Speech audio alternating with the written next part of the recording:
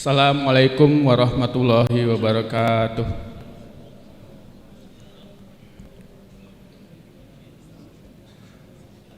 Alhamdulillahilladzi arsala rasulahu bil huda wa dinil haqq liyudhhirahu 'alad dini kullihi wa kafa billahi syahida. Alhamdulillahilladzi bi ni'matihi tatimmus shalihat. Asyhadu alla ilaha illallah wahdahu la syarikalah wa asyhadu anna Muhammadan abduhu wa rasuluhu la nabiyya ba'dah. Allahumma sholli wa sallim ala Muhammad wa ala alihi wa sahbihi ajma'in. Hadirin jamaah salat Jumat yang dirahmati Allah Subhanahu wa taala. Pertama-tama marilah kita sampaikan puji serta syukur yang mendalam kehadirat Allah Subhanahu wa taala atas segala limpahan nikmat, taufik serta hidayahnya. Pada siang hari ini kita masih diberikan nikmat iman, Islam serta kesehatan, sehingga kita dapat melangkahkan kaki kita menuju masjid yang mulia ini untuk menunaikan kewajiban ibadah sholat Jumat secara berjamaah. Sholawat serta salam semoga senantiasa tercurahkan kepada uswatun hasanah kita, baginda Nabi besar Muhammad sallallahu alaihi wasallam beserta para keluarga, sahabat dan para pengikutnya yang setia hingga akhir zaman. Semoga kita semua yang hadir di sini berkesempatan untuk mendapatkan syafaat dari beliau di yaumil akhir nanti. Amin ya rabbal alamin. Jamaah sholat Jumat yang dirahmati Allah Subhanahu wa taala, sebelum rangkaian ibadah sholat Jumat dimulai, izinkan kami mewakili pengurus masjid untuk menyampaikan beberapa informasi dan maklumat terkait pelaksanaan sholat Jumat pada hari ini, yakni tanggal 28 Agustus 2026 bertepatan dengan 15 Rabiul Awal 1448. Informasi yang pertama, infak Jumat yang lalu di tanggal 21 Agustus berjumlah 7.548.000. Dan untuk khotib dan imam pada kesempatan kali ini Ustadz Abdul Goni AMD, dan untuk muadzin Bapak Sawaril. Dan alhamdulillah keduanya telah berada di tengah-tengah kita semua.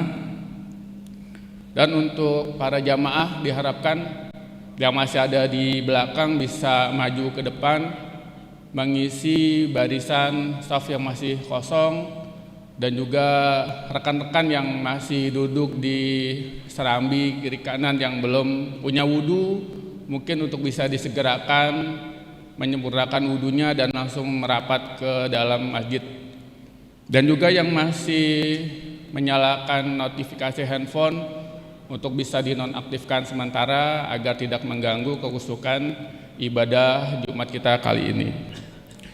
Informasi lain pada kesempatan kali ini, di hari Jumat yang berbahagia ini, dari pihak DKM Al-Haq Mubin mengadakan galang dana peduli korban bencana gempa NTT serempak di All Plan AHM. Lalu untuk kajian kitab Bidayatul Hidayah nanti sore tetap akan dilaksanakan pada pukul 16.10 atau menjelang akhir kerja shift 1 hingga selesai bersama Ustadz Habib Ahmad bin Anis Basuroh dengan kajian kitab Bidayatul Hidayah. Demikian informasi yang bisa kami sampaikan, lebih kurangnya mohon maaf. Wabillahi taufiq wal hidayah. Wassalamualaikum warahmatullahi wabarakatuh.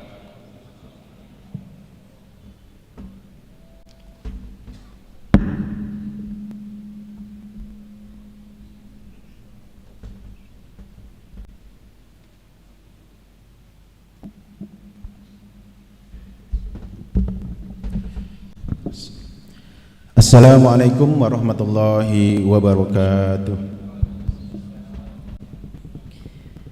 Allahu Akbar, Allahu Akbar.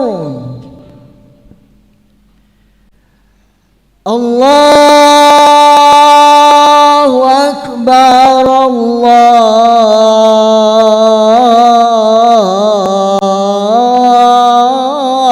الله أكبر أشهد أن لا إله إلا الله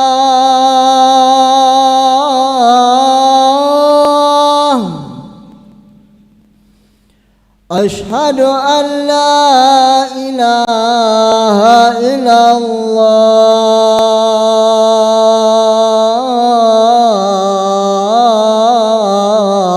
الله أشهد أن محمدا رسول الله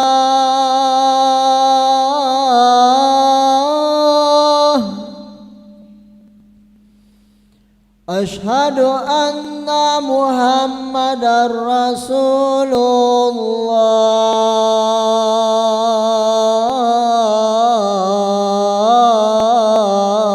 الله حي على الصلاة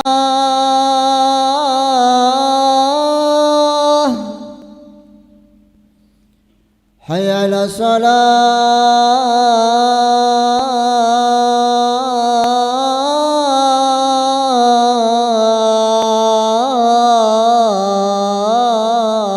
الصلاة حي على الفلاح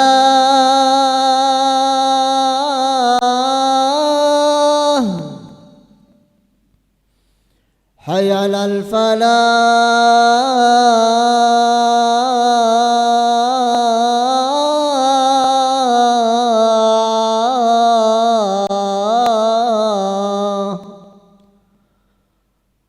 الله أكبر الله أكبر لا إله إلا الله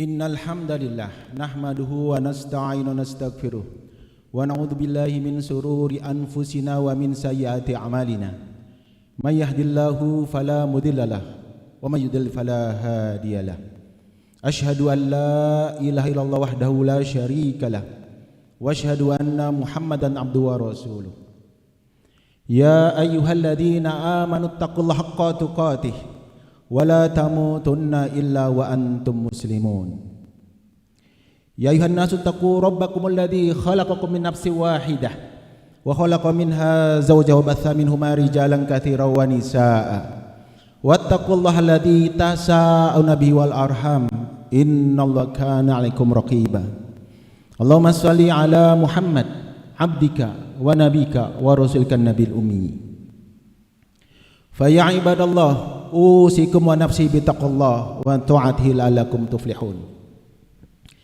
Tidak ada kata yang patut kita ucapkan selain syukur yang dalam atas samudra kenikmatan dari Allah tanpa batas, tanpa tepi. Sesungguhnya kepahitan hidup bagaikan satu tetes air. Ujian setetes air. Tidak layak bagi orang beriman konsen kepada satu dua tetes kepahitan hidup dan menjadi lupa terhadap samudra kenikmatan dari Allah SWT. Tak lupa salat dan salam tercurah untuk junjungan kita Nabi besar Muhammad sallallahu alaihi wasallam. A'udzu billahi minasyaitonir rajim. Laqad kana lakum fi Rasulillah uswatun hasanah. Sungguh pada diri Rasul terdapat suri tauladan yang baik bagimu. Jemaah sekalian, salah satu tanda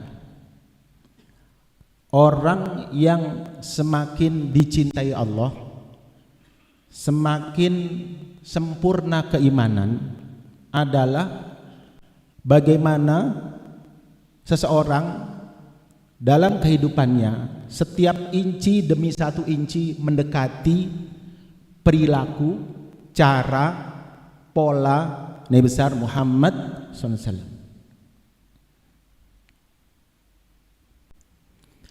Rasulullah tauladan dalam semua aspek, sebagai qaid, sebagai pimpinan negara, sebagai kepala rumah tangga, sebagai ahlul ibadah. Kata Aisyah, sungguhnya Rasulullah sholat malamnya sampai kakinya bengkak.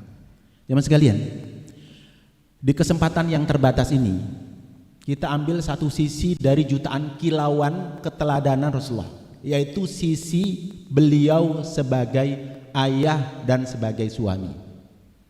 Jemaah sekalian, setelah peperangan, kalau ke Madinah, ke Yasrib, itu anak-anak ngumpul. Rasulullah itu kepalanya dipegang. Jadi anak-anak kecil itu mendekati Rasulullah, berkumpul, dipegang, diusap kepalanya.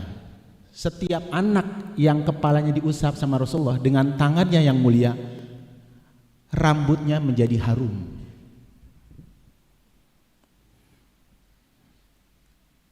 Anas bin Malik berkata, aku menjadi pembantu Rasulullah selama 10 tahun. Belum pernah Rasulullah berkata kepadaku, hai Anas, kenapa kamu kerjakan ini, tidak kamu kerjakan itu. Dan kalau aku, kata Anas bin Malik radhiyallahu anhu, kalau tidak mengerjakan apa-apa, Rasulullah tidak pernah komen. Gak pernah komen. Semakin mengikuti sunnah, semakin dalam ilmu seseorang, maka cahaya adab dan akhlak lebih utama ketimbang dalil dan hujah. Kita semua mahfum, orang-orang kafir Quraisy masuk Islam bukan karena hujah dan dalil, tapi karena ketinggian akhlak dan adab dari Rasulullah SAW. Jemaah sekalian yang semoga dirahmati Allah, khairukum min ahli, sebaik-baik kamu adalah orang yang paling baik terhadap keluarganya. Wa ana khairukum min ahli, dan aku, kata Rasulullah, adalah orang yang paling baik kepada keluargaku. Kita pakai baju koko, pakai peci ke masjid, orang-orang luar melihat tampilan kesolehan kita. Di kantor melihat sisi baik kita. Siapa yang tahu kita sebenarnya? Yang tahu sebenarnya kita adalah istri dan anak kita di rumah.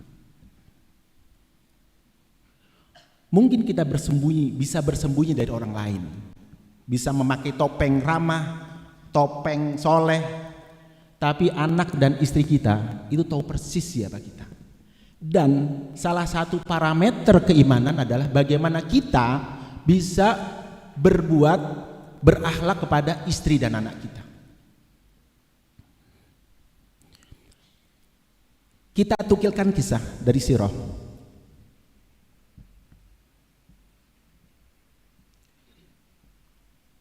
Rasulullah satu ketika nginep di rumah istrinya Aisyah Ummul Mukminin radhiyallahu anha. Nginep. Lalu ada tamu, Sayyidina Abu Bakar, Sayyidina Umar, Sayyidina Uthman ngumpul. Pintu diketuk. Assalamualaikum. Enggak taunya ada pembantu Safiyah, istri Rasul lain. Jadi Safiyah ini giliran malam Aisyah, di rumah Aisyah. Ada pembantu Safiyah bawa makanan, pakai nampan gitu. Lalu ketika makanan pemberian Safiyah itu disampaikan Rasulullah kepada Aisyah, memang giliran Aisyah malam itu. Ama Aisyah di depan para sahabat itu nampan dibanting. Kira-kira apa reaksi Rasulullah? Di depan yang lain, tamu, istrinya membanting. Gurrat ummukum, kata Rasulullah. Bukhari Muslim dalam hadis ini. Ibu kalian lagi cemburu. Cukup penyelesaian yang apik sama sahabat, ibumu lagi cemburu. Kita ibu ada dua, ada ibu biologis, ibu kandung kita, ada ibu iman. Yaitu ibu iman siapa? Istri Rasulullah SAW. Jemaah sekalian, Rasulullah dalam hadis yang lain mengatakan sesungguhnya Rasulullah membersihkan rumah, menjahit pakaiannya sendiri, dan membantu pekerjaan rumah. Bagi seorang suami, salah satu keteladanan kita adalah kita aware, peduli terhadap pekerjaan rumah. Jemaah sekalian, Rasulullah SAW sebagai seorang suami, sebagai seorang ayah adalah yang paling lembut terhadap keluarganya. Sisi sallu kama ra'aitumuni ushollin, Nabi. Sallu kama ra'aitumuni usholli. Salatlah kamu sebagaimana melihat aku salat. Oke. Kita ngikutin Nabi cara salat, sifat wudu Nabi. Cara kita tidur. Tapi sisi yang miss, ada blind spot apa? Ketika kita berperilaku, berakhlak kepada klaster pertama kita, istri, anak terutama, dan kepada yang lain. Di kesempatan kali ini mari kita tadabbur, kita tafakur. Ibadah berpuluh tahun kita lakukan, sholat, puasa. Pertanyaannya adalah, kata Syekh Muhammad Al-Ghazali dalam kitabnya Khuluqul Islam, sesungguhnya seluruh ibadah yang Allah taklifkan kepada kita dalam rangka memperbaiki akhlak dan perilaku kita, wabil khusus kepada klaster terdekat kita, ayah bunda kita, istri dan anak kita. Itu tanda kita meneladani Rasulullah SAW. Qul qouli ada astaghfirullah li wa lakum.